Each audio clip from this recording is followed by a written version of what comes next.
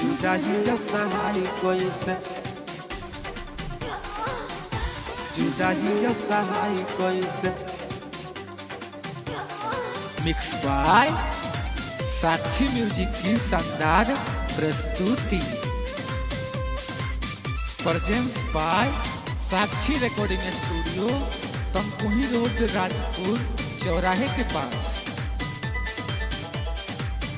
ई मोहब्बत के रीत बारे कहिसन, तड़पती पानी बिना मछली के जैसन। जुदाई अब सहाय कैसे, ए खुदा जुदाई अब सहाय कैसे, ए खुदा जुदाई अब सहाय कैसे।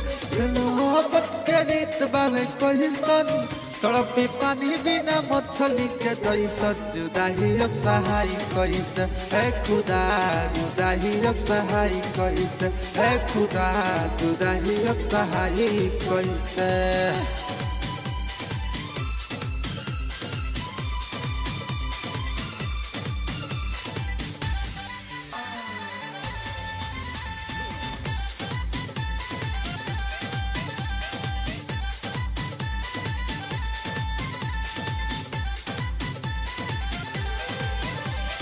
उनका के कैसे दोष दी, प्यार लिखल रहे तकदीर में। खून बन के जहर घुमता सौ से शरीर में, शरीर में। उनका के कैसे दोष दी, प्यार लिखल रहे तकदीर में।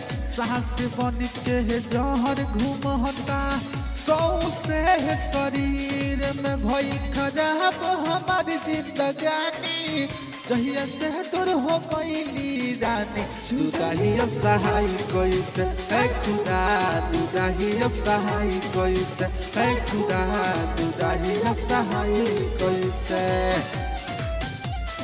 अभी आप सुन रहे हैं साक्षी रिकॉर्डिंग स्टूडियो के माध्यम से।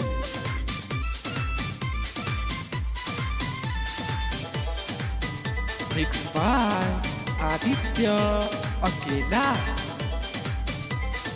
आदित्य अकेला पागल रहेला, रानी हो दिन राती। दर्द इतना दिल में बावे की, लागेला फाट जाई छाती।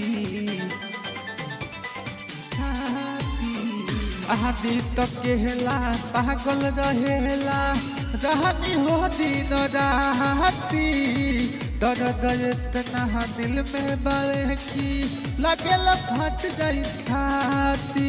हम सबका नजरिया से गिरनी, जहिया से दूर हो गई हमर किरनी। जुदाई अब सहाय कैसे, ए खुदा जुदाई अब सहाय कैसे, ए खुदा जुदाई अब सहाय कैसे। कॉन्टैक्ट 9918 1274 86।